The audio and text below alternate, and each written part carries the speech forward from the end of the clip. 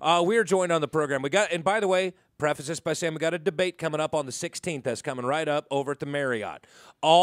It's tax day today. It's the 15th. Sorry, I got my taxes done on time, and I'm totally getting a $60 refund, so I feel pretty great about that. But tomorrow night over there, and you could go to this thing. It's open to the public. Ralph Bailey's the moderator, which means that Jeff and I have to alter our drinking habits to be sober for the pregame. What are we doing, 6 to 7? 6 to 7, but who said we have to be sober? Nobody. I think it'd be better. Frankly, I think the other way would be better. So I'm sure it would. You know, 'cause solid buzz going on. Who knows? We'll have to see. I'll tell you what, we're going to start. We'll go over to like Muertos or something, and we will have cocktails until we start talking about NASCAR, and that's how you'll know we're lit up. It's time to get at it. But one of the guys there is Mohammad Arif, who's sitting right here with us in the studio. Mr. Arif, good morning to you. Good morning. Don't forget to get right up on top of that microphone, or people are going to yell at me, and I get enough of that as is. You are in this race, and people like you in the race, do not take this the wrong way. It is immediately indicative of everything that's wrong with politics today, because you got the Democrat and the Republican, and they got a lot of money behind them, and there's going to be a lot of name recognition and all of that stuff. People in other parties, they're viewed as fringe, and they're not. The democracy is not supposed to be a two-party deal, but so you got, I would think, all the people that are not if you're not Andy Vajdak and Leticia Perez, this is an uphill fight, but you feel that this is worth doing. Obviously, you wouldn't be putting all this into it. Why Mohammad Arif? Thank you very much to invite me here. And let me clear this thing that we need a change, a real change, not a cheat. So our district and constituency, people are suffering, and they don't have jobs. They don't have anything which is promised earlier by the Democrats. And this is a time we have to change this money creating machine that, you know, with the money you can win. No. In my eyes, people are power. Money is not power. Because if you are winning with money, you can have anybody run with that money. But I am the person from the people.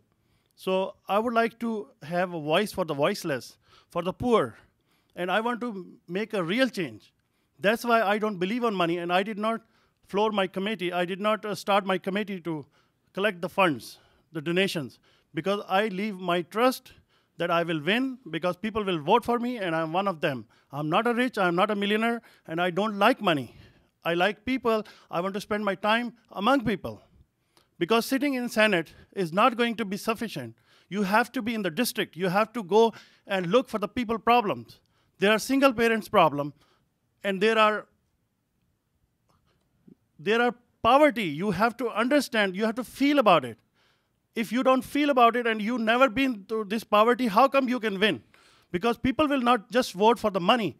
There is only an obsession about Democrats and Republicans. So I want to run for the people. I don't want to run with the help of money. I want to run for the help of people. So I'm asking people, whether they've been Democrats or Republican, they should give me a chance. They should give me a chance, and I will change their luck, because I will be in the district, and I will spend most of the time in the district, and I will listen to their issues, and I will have complaint boxes every corner of the street, and I will have people to come and talk to me, and I will be available for them. And I will donate my 75% of salary for the People Foundation, and I will create different foundations. We are facing a lot of issues in our district.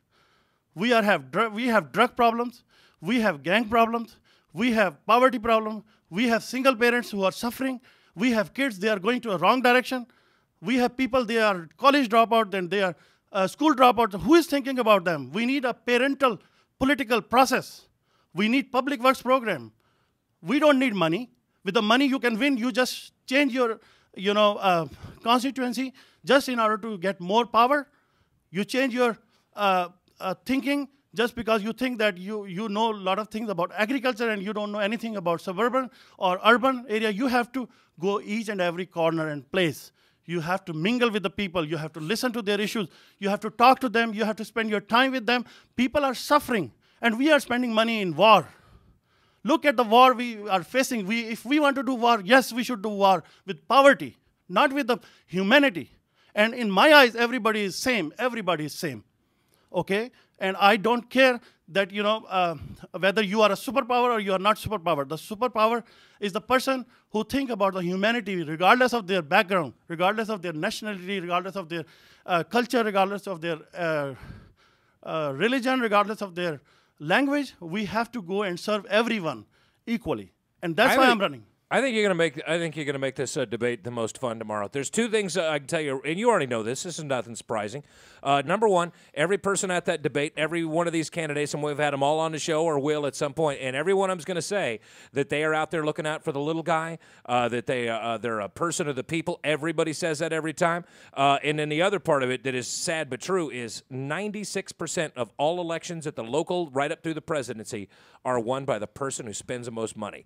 And there will be this populist turnaround in this at some point when more and more people realize that the two-party system has failed them completely. More and more people are going to be looking for another way to go.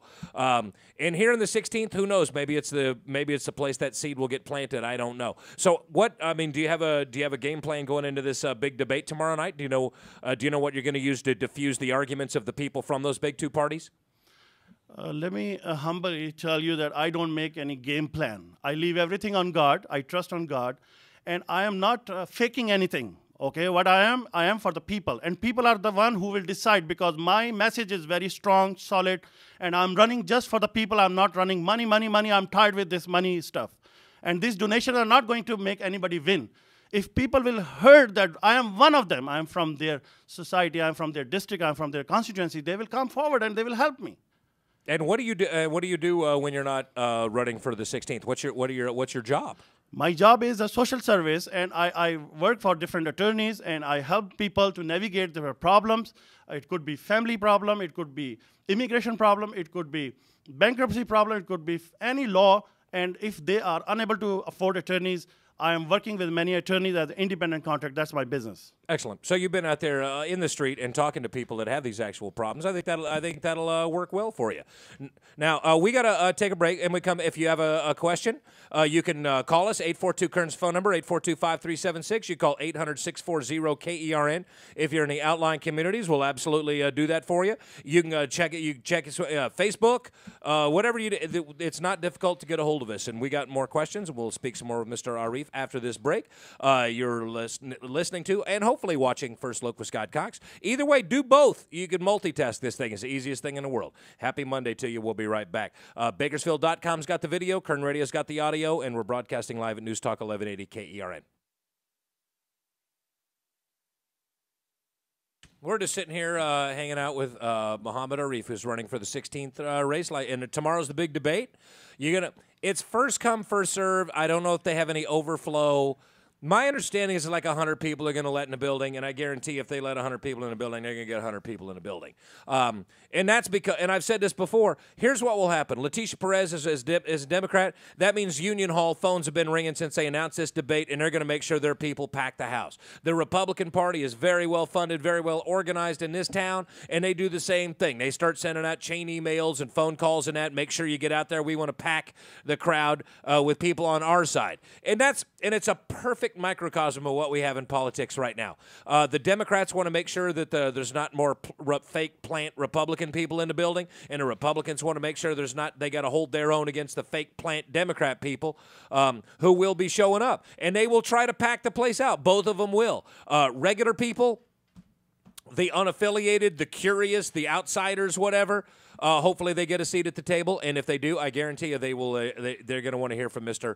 Arif, who will be there. And don't forget, Mooch and I will be doing the 1-hour pregame show before we throw it off to our buddy Ralph Bailey, who will be moderating this debate. Mr. Arif, again, thanks for coming down. In the interest of this, all of the candidates were invited on the show, and we're really glad you joined us here today. Assuming that a few people who really do care about the district and who aren't just look, there are Republicans who are going to vote for any Republican because that's what they've been trained to do, and the Democrats are going to do the same thing. What are you going to tell those people to try to steal their votes away from the two big parties? First of all, I don't want to steal anyone's votes, and I'm not asking people that if they judge that I am not from them, I'm not among their issues which they are facing, then they should not vote for me. I am telling people if they have affiliation just because okay, my grandma vote for Democrats or my father vote for Republicans, so let me vote for them. No, you are adult person. You are facing problem. You have to think about it, that why you have to vote for the money-making corporate America. Corporate America is not going to to solve your issues. Your issues are local issues. I am from the district, and we have to sit down and face everything, and we have to pick your mind among you that how we can resolve the local issues. So don't go after parties. Parties will not resolve your issue. They will just ask for your votes. They will spend money right and left. They will spend money, but you need somebody who can resolve your issues. So the people who don't like Democrats and Republicans, they don't participate in election process. I urge them that they should vote. They should vote to the candidate. They should not vote for the party. They should vote for the candidate. They should come and talk to me, or I will come and talk to them, and they can ask me any question because they have rights to do that. And it's not just for the election reason. Anytime, if I will not win this time, after 2 years, I will be here, and I'm going to run for the same district, even though boundaries will be changed, but I am here for the people. And regardless of their background, I'm going to serve everyone. And I will be here, and I will be listening to the people. I'll be spending time for the people because my major reason is people problems. I cannot see their issues. I cannot bear their frustration. You know, they are jobless, they are homeless. Think about it. In the candidacy, tell me who was jobless, who was homeless.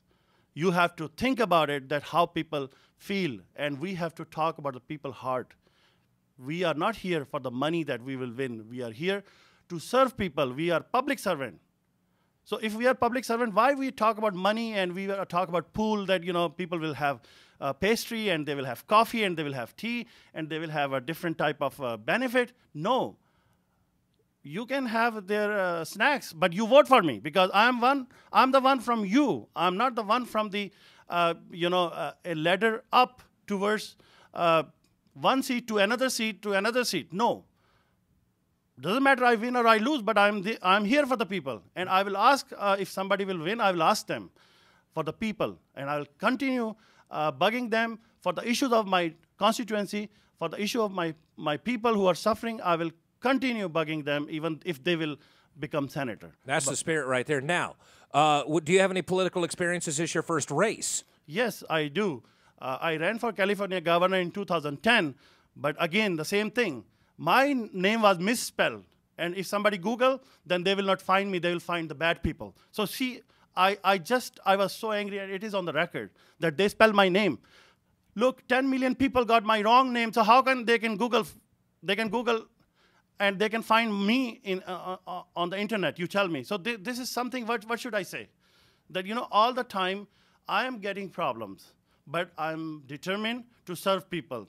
And I just don't want to raise money. I want to go and see people, and people will look for me because my message is solid. I'm a genuine guy, and you come forward and you vote for me and give me a chance, and that's what I'm asking you, whether you're Democrat or Republican or no party or independent, but you vote for me and give me a chance. I'm not speaking on the behalf of the party platform at this time. I'm speaking directly to the people who are facing issue. Please register and vote for me. Yeah, that really, if you want to boil democracy down to the way it's supposed to work, get yourself educated about the issues and vote for the person you think will do the best job of making whatever your situation is better. And well, I hope everybody comes to the debate tomorrow, and I hope you get ample time. I hope this does. And Ralph's really good at moderating this thing. You'll get your word out there, but with 5 candidates, obviously, you don't want it to turn into just a big free-for-all. But I hope people come out, and I hope they get your message. And again, I don't tell anybody how to vote for or even suggest who they might vote for, but I will say this. Stuff like this debate, find out what these people are all about. Look at what they've done in the past, and based on your own beliefs, you know, come up with who do you think is going to do the best job of making life better for you and people in the 16th? And then that's who you vote for. Maybe not the person who's got the most signs or the most commercials or the most ads, or, you know, the people that spend a lot of money. It's your responsibility as a voter to go out and educate yourself and figure out, what are the challenges that you face in the 16th district or whatnot. And if you think Mr. Arif is the guy who's going to do the best job at that, then vote for him. But you have to overcome that big money advantage, and so you're just going to come into this debate tomorrow and you just no notes, nothing, just come in and just tell people give people your message. Yes, I will just be genuine. I don't need notes. I speak from my heart. I speak from my mind. I speak for the people problem, and I'm for the people. I'm a servant. So why should I, follow all the rules of the party, and you have to have this thing and that thing? I am enough educated that I can feel people issues, and I can talk to them, and eye to eye, I will talk to them. So why should I have all written material and all this thing? I don't believe on all these things. So I will be ready tomorrow. All right. Well, come on. Stop by ahead of time. Jeff Labucci and I will probably have like a table or something. Come by and talk to us before the debate. Sure, I will. All right. Mr. Arif, thank you for your time today. We appreciate it. Thank you for the invitation. Good luck tomorrow, and good luck on the upcoming election. On top of that, we have to get a break on. That's what that cool music means right there. We'll be right back with more. Don't forget, at 9 o'clock, we have the full resources of the Bakersfield Californian at our disposal. And as if to prove it, from the Kegley Institute, Christopher Myers will be here with Bob Price. We'll see what he's wearing today. It's a snappy dresser, the Bob Price. We'll be right back. I hope you get a chance to check out the video. You go to Bakersfield.com and just click on you'll see me. Click on that, the shiny head. The audio's at KernRadio.com, and we're broadcasting live at News Talk 1180 KERN.